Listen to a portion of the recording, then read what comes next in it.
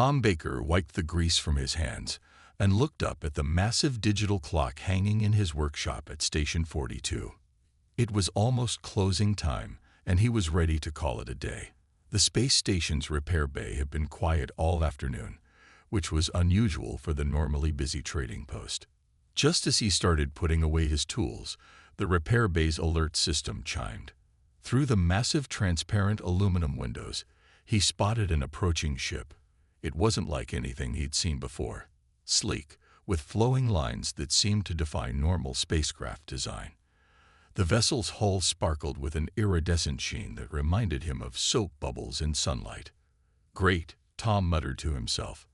An alien luxury vessel.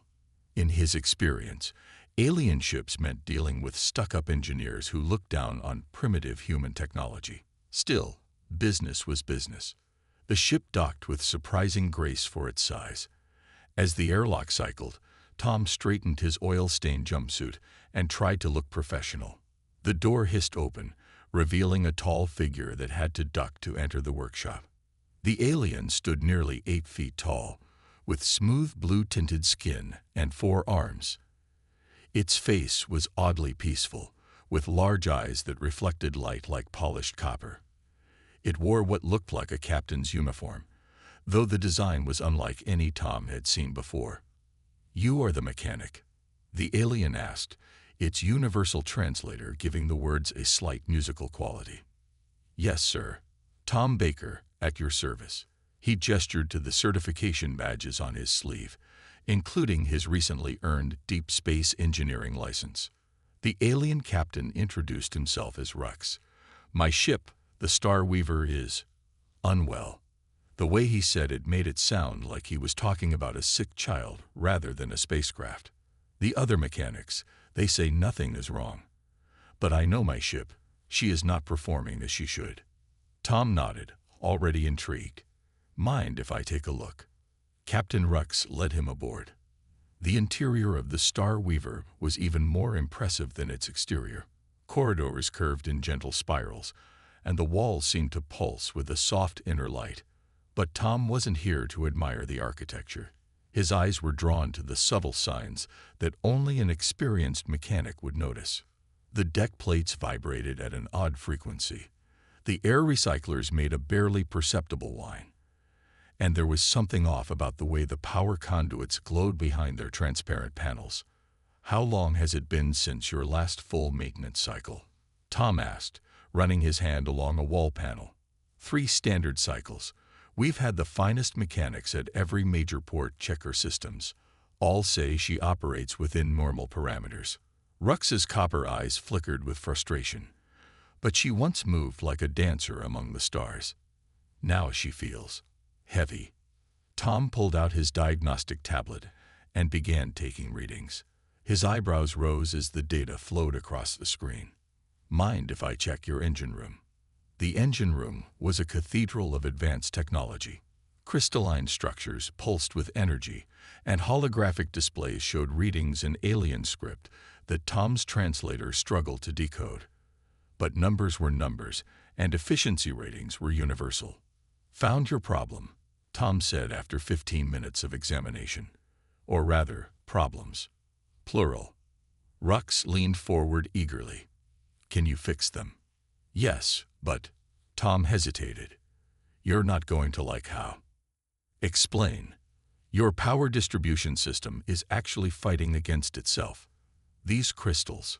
He pointed to the matrix of glowing gems that formed the core of the ship's power system. "They're arranged in what I'm guessing is the traditional pattern, but it's not the most efficient configuration. Not even close."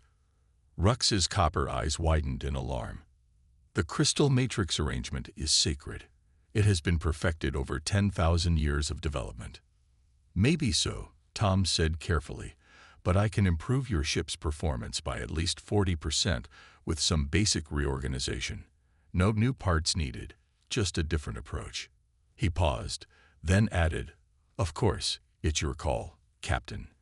Rux stood silently for a long moment, all 4 hands clasped together in what Tom guessed was a gesture of deep thought. Finally, the alien captain spoke. "Show me." Show me what you would do differently."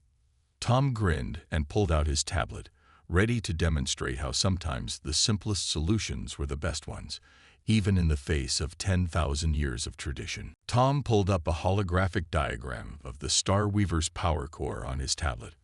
The glowing display filled the engine room with dancing blue light, showing the complex arrangement of power crystals. "See these crystals here?" Tom pointed to a cluster of gems arranged in a perfect spiral. "They're beautiful, but they're creating energy feedback loops. It's like trying to pour water through a twisted garden hose." Captain Rux's copper eyes flickered with concern. "The spiral of power is fundamental to all ship designs. It represents the flow of energy through the universe itself." "I respect that," Tom said carefully, "but what if we tried something different?"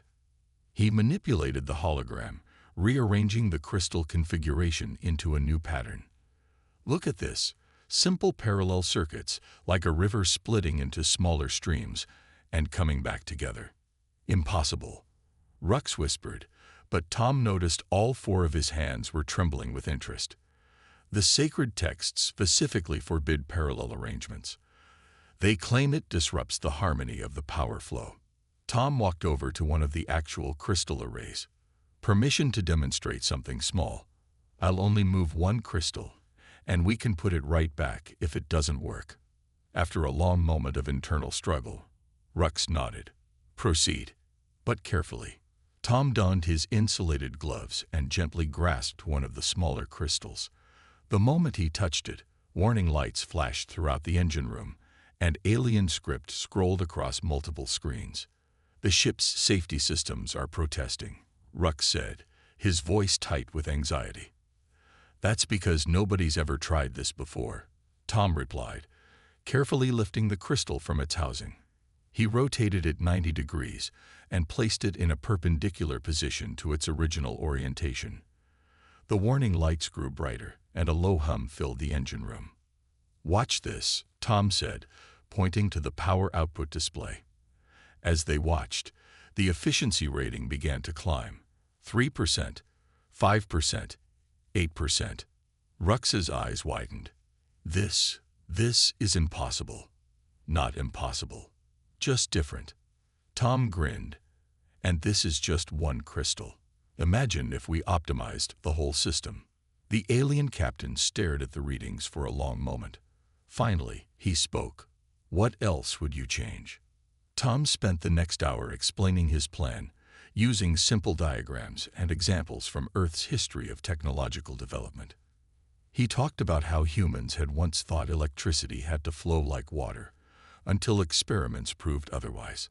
He explained how sometimes the simplest solution was the best one, even if it seemed primitive at first glance. "The biggest change would be here," Tom said, pointing to the main power distribution hub. "These crystals are arranged in a beautiful pattern, but they're working against each other. It's like having 20 people try to carry one box. They just get in each other's way." "And your solution?" "We reconfigure them into simple parallel and series circuits, like this." Tom adjusted the hologram again. "Less elegant, maybe, but much more efficient. We could increase your power output by at least 40%. Rux paced the engine room, all four arms clasped behind his back. "What you suggest goes against 10,000 years of technological development. The Engineering Guild would be furious." He paused, then turned to face Tom. "How long would these modifications take?" "With your help, about 12 hours. The crystals are already here. We just need to rearrange them and recalibrate the power flow." The alien captain stood silent for a long moment, staring at the ancient crystal matrix that powered his ship. Finally, he spoke. "When I was young, before I became a captain, my teachers always said that the greatest wisdom comes from being willing to question everything, even our most sacred beliefs." He turned to Tom. "Begin your modifications, but if anything goes wrong, we can put it all back exactly the way it was," Tom assured him. "Sometimes you have to break a few rules to make real progress." As Tom began gathering his tools, he couldn't help but smile. This was why he loved his job. the chance to prove that sometimes the old ways weren't always the best ways, even when dealing with technology far more advanced than humanity's own. Tom stared at the Star Weaver's cooling system with a mixture of admiration and frustration. The alien technology was incredible. A network of quantum heat sinks that could theoretically handle massive energy loads. But the system was choking itself with overcomplicated design. Your cooling system is like a supercomputer trying to do basic math, he explained to Captain Rux, who hovered nearby, watching Tom's every move with his copper eyes. Sometimes simpler is better. Tom walked over to his workbench and pulled out a large sheet of paper, actual paper, which made Rux's eyes widen in surprise. Using a pencil, he sketched a quick diagram. "This is how we use to cool high-performance engines on Earth," Tom said, drawing the familiar pattern of tubes and fins. "It's called a radiator. The hot fluid flows through tubes, and the fins help release the heat into the surrounding air, or in this case, space. But our quantum heat sinks are far more advanced than simple fluid dynamics," Rux protested. "True," Tom agreed, "but what if we combined both approaches?" He started sketching again, this time incorporating the alien quantum technology into his design. "We use your heat sinks, but arrange them like an old Earth radiator. The quantum fields will work together instead of fighting each other." After some more convincing, Rux finally agreed to let Tom try his modification. Over the next few hours, Tom carefully rearranged the quantum heat sinks into a new configuration. He used simple copper tubing, which made Rux practically faint in horror, to connect the elements in a more efficient pattern. "Copper?" Rux had exclaimed.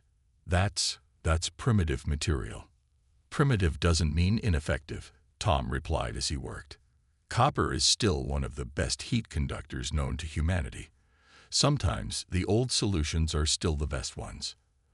As Tom worked, he noticed several alien mechanics from other ships gathering at the workshop's entrance, drawn by rumors of the crazy human modifying advanced technology with primitive methods. Their whispers filled the air, a mix of horror and curiosity. "Now for the power distribution," Tom said, wiping sweat from his forehead. He moved to the main power conduits, where energy from the crystal matrix flowed throughout the ship. "Your power grid is like a maze when it could be a highway." Using principles from Earth's electrical systems, Tom began reorganizing the power distribution network. He replaced the complex routing systems with simpler, more direct paths. Where the alien technology used elaborate energy splitting methods, Tom implemented basic parallel circuits. "This is madness," one of the watching alien mechanics muttered. "He's treating quantum technology like it's simple electronics." But Tom kept working.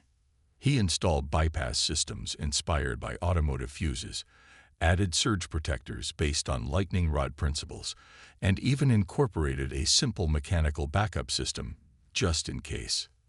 "The backup is powered by actual springs," he explained to the increasingly large audience. "If everything else fails, you'll at least have enough power to run life support and send a distress signal." "Springs," someone in the crowd scoffed. "Next, he'll suggest we power the ship with rubber bands." Tom ignored the comments and focused on his work. After several more hours, he stepped back and checked his diagnostic tablet one final time.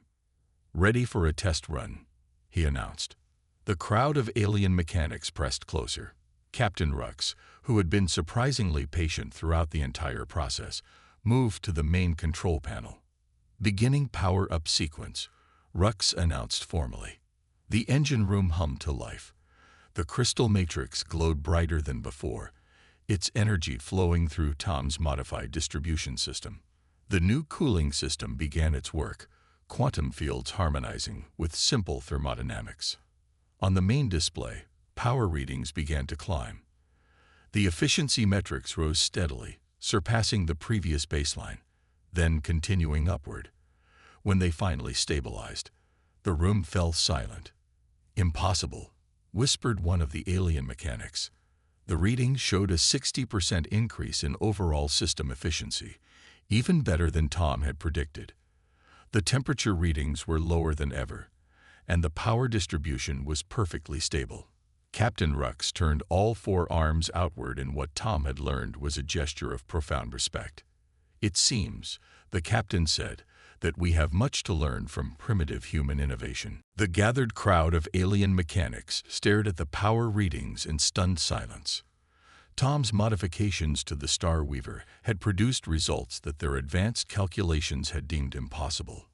"We should run a full system test," Tom suggested, trying to keep his voice neutral despite his growing excitement. "Captain Rux, would you like to take her out for a spin?" The tall alien captain nodded, his copper eyes gleaming. "Yes, though perhaps we should start with basic maneuvering thrusters." A sudden emergency alert cut through the air, making everyone jump. The station's AI voice echoed through the repair bay. "Attention all vessels. Emergency medical transport needed. Colony outpost on Mineral Station 7 reporting critical reactor leak. Immediate evacuation required." The alien mechanics began chattering among themselves. Mineral Station 7 was at the edge of an asteroid field, nearly 2 hours away at standard speeds. By the time any ship could reach there, Star Weaver can make it in 40 minutes, Tom said confidently. All eyes turned to him. An alien mechanic with silvery scales scoffed. "Impossible. Even with your modifications, the asteroid field. The increased power efficiency means we can run shields at maximum while maintaining top speed," Tom explained. "And the new cooling system can handle the strain." He turned to Captain Rux. "It's your ship, sir. Your call." Rux stood silent for a moment, his four hands moving in complex patterns as he calculated something in his head. Finally, he straightened to his full height. "We will go." The next few minutes were a blur of activity. The station's emergency teams loaded medical supplies and evacuation equipment aboard the Star Weaver, while Tom did one final check of his modifications. The alien mechanics continued to watch, their earlier skepticism now mixed with nervous anticipation. "All systems ready," Tom reported from the engine room. "Power output stable at new maximum. Cooling system operating perfectly. Beginning launch sequence," Rux announced from the bridge. His voice carried a mix of determination and barely hidden anxiety. The Star Weaver's engines hummed to life, not with their usual whine, but with a deep, confident purr that reminded Tom of the classic muscle cars he used to work on back on Earth. The ship lifted smoothly from the repair bay, its modified systems working in perfect harmony. As soon as they cleared the station's safety zone, Rux engaged the main drive. The ship leaped forward with acceleration that would have crushed them if not for the inertial dampeners. Tom watched the engine readings carefully, a smile growing on his face as every system performed exactly as he predicted, or better. Approaching asteroid field, Rux announced 20 minutes later, engaging maximum shields. This was the real test. The asteroid field was notorious for being nearly impassable at high speeds. Most ships had to slow to a crawl and carefully navigate through it. But the Star Weaver, with its enhanced power systems, could maintain maximum shields while still moving at full speed.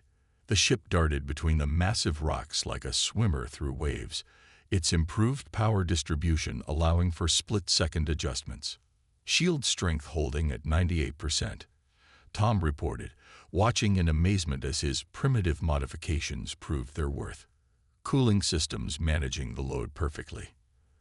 They reached Mineral Station 7 in 38 minutes, 2 minutes faster than Tom's estimate. The rescue operation went smoothly, with the Star Weaver's enhanced systems allowing for quick loading and launch even under emergency conditions.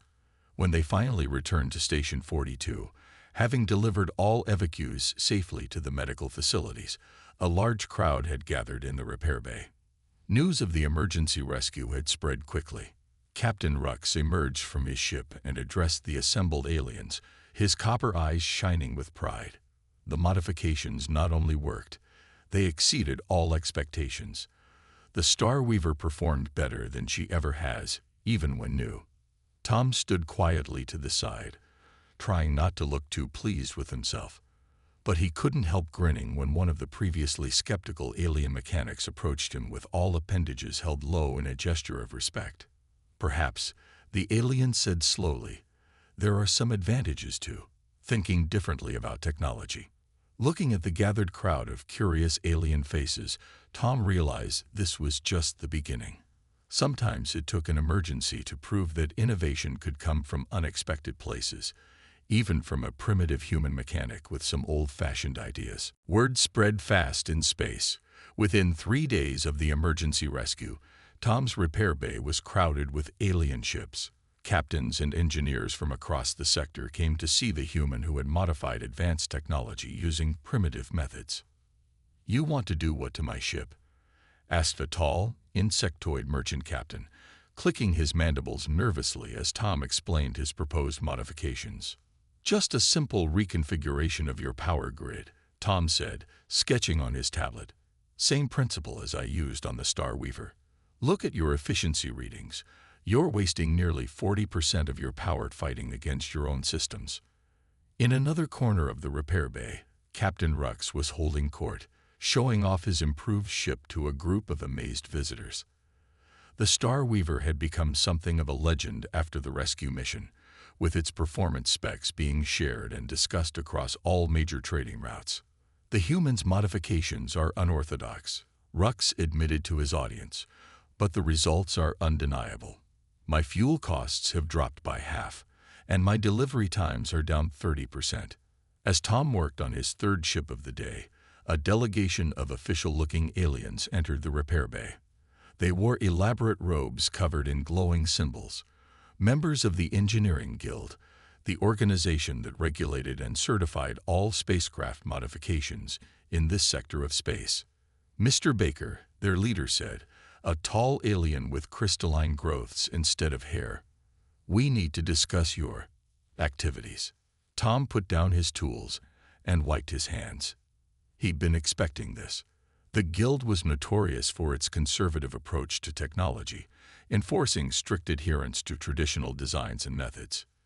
"Your modifications violate 17 different Guild regulations," the crystal-haired alien continued. "The use of parallel crystal arrangements alone breaks regulations dating back 3,000 years. "But they work," Tom replied simply. "Every ship I've modified has shown significant improvements in performance, efficiency, and safety." "That is irrelevant," another Guild member interjected. "These regulations exist for a reason. The sacred patterns of energy flow." They were interrupted by a commotion at the repair bay entrance. Another alien captain burst in, all 6 of their eyes wide with urgency. "The human mechanic. I need his help. My ship's power core is destabilizing. The Guild engineers said it couldn't be fixed, that I'd have to replace the entire system." Tom looked at the Guild delegation.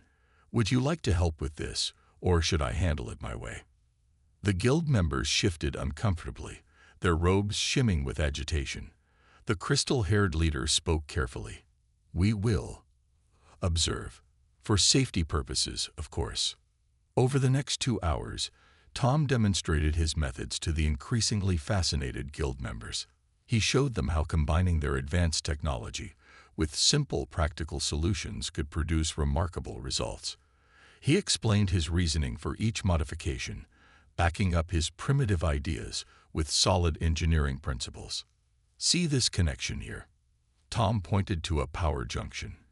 "Your traditional design has energy flowing through 7 different processors before reaching its destination. My way sends it straight through with just basic safety breakers. Sometimes the shortest path really is the best one."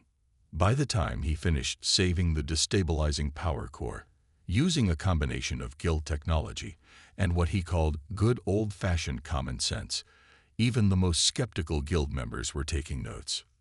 "Your methods are unorthodox," the crystal-haired leader finally admitted. "They go against millennia of established principles. But," he gestured at the now stabilized power core, humming more efficiently than ever, "we cannot argue with results." "I'm not saying your ways are wrong," Tom said, cleaning his tools. "I'm just offering a different perspective. Sometimes looking at a problem with fresh eyes can reveal solutions nobody thought to try before." The guild members huddled together, having an intense discussion in their own language. Finally, they turned back to Tom. "We would like to learn more about your methods," the leader said carefully. "Perhaps there is room for both tradition and innovation in our engineering practices."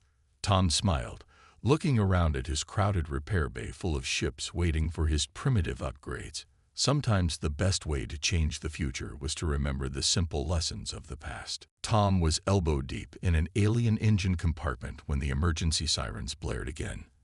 This time, the Station A's voice carried a note of real urgency. "Critical alert.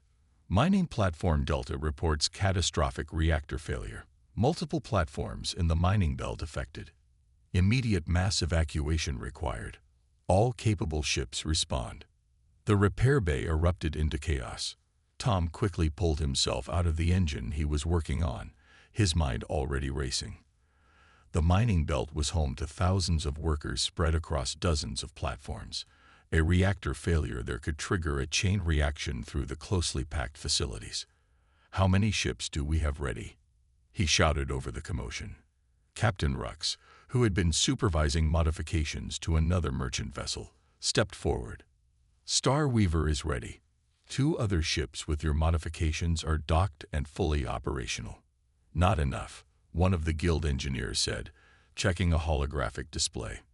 "There are over 3,000 miners to evacuate, and the radiation from the reactor failure will reach critical levels in 2 hours." Tom looked at the 3 modified ships. With their improved systems, they could make faster runs than standard vessels. But even then, "We can do it," he said firmly. "But we'll need perfect coordination and maximum efficiency."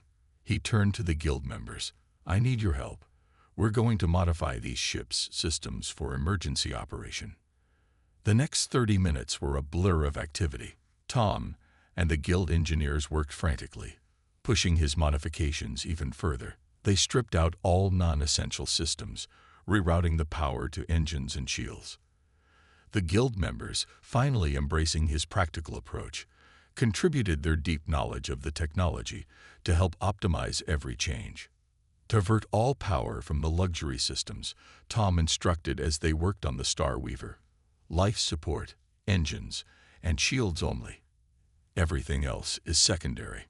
Captain Rux coordinated with the other ship captains, planning their rescue routes. The modified ships would have to make multiple trips through dangerous conditions, running their enhanced systems at maximum capacity for hours. "All ships ready," Rux announced finally. "Modifications complete." Tom checked the final readings on his tablet. The 3 ships were running hot, their systems pushed to limits that would have been impossible without his improvements. But they would hold. The rescue operation began immediately. The 3 modified ships launched together, their enhanced engines glowing with unprecedented power. Tom stayed in the station's control room, monitoring their systems remotely and coordinating with the guild engineers to manage the massive power loads. First wave of evacuees secured, Rux reported after his initial run. Ship performing beyond specifications, beginning second run. The hours that followed tested every modification Tom had made. The ships pushed through radiation fields that would have crippled standard vessels. Their enhanced cooling systems handled heat loads that should have been impossible. Their restructured power grids channeled energy in ways that defied traditional engineering principles. "Final group of evacuees boarding now," came the report, just minutes before the reactor reached critical levels. All miners accounted for. The 3 ships made their final run back to the station as the first mining platform exploded behind them. Their shields, powered by Tom's hybrid systems, held firm against the shockwave.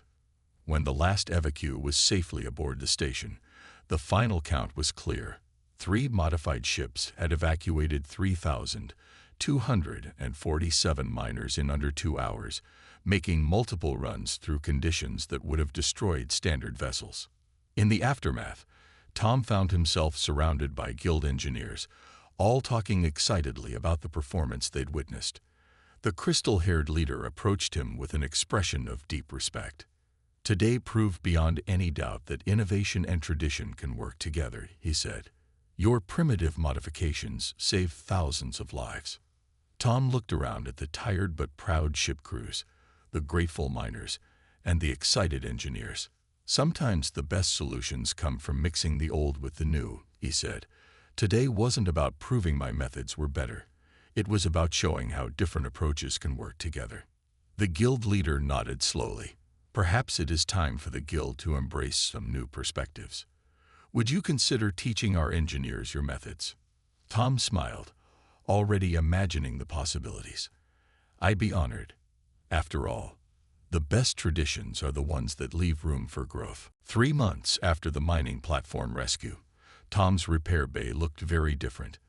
The once cramped workshop had expanded to fill an entire section of Station 42, with multiple work areas where human ingenuity met alien technology in fascinating new ways. Tom walked through his new facility, smiling as he passed a group of guild apprentices carefully installing a hybrid power system under the watchful eye of Captain Rux, who had become one of the strongest advocates for Tom's methods. Notice how the energy flows more naturally this way, Rux was explaining, all 4 arms gesturing at the crystal matrix. The human approach teaches us to work with the power, not force it to follow arbitrary patterns. In another corner, a team of human mechanics recently arrived from Earth worked alongside alien engineers, both groups learning from each other. The humans were discovering the incredible possibilities of advanced alien technology, while the aliens were learning to appreciate the practical wisdom in simpler solutions. Tom called a familiar voice. The crystal-haired guild leader, now a regular presence in the workshop, approached with an excited gleam in his eyes. The Council has reviewed the latest efficiency reports. Ships with your hybrid modifications are showing consistent improvements across all measurable metrics. Tom nodded, remembering how controversial those same modifications had been just a few months ago. How did the traditionalists take it? Even they cannot argue with success, the guild leader replied, especially after we demonstrated the safety improvements. Did you know that not a single modified ship has experienced a critical system failure since implementing your designs? They walked together through the facility, passing ships in various stages of modification. The work had evolved beyond simple power system upgrades. Now they were developing entirely new hybrid technologies that combine the best of human and alien engineering. Look at this, Tom said, stopping at a workbench where one of his human mechanics was showing an alien apprentice how to build a backup system using simple mechanical components. 6 months ago, the idea of using springs and gears in an advanced alien ship would have been considered a joke. Now it's standard safety protocol. The guild leader made a sound that Tom had learned was the alien equivalent of laughter.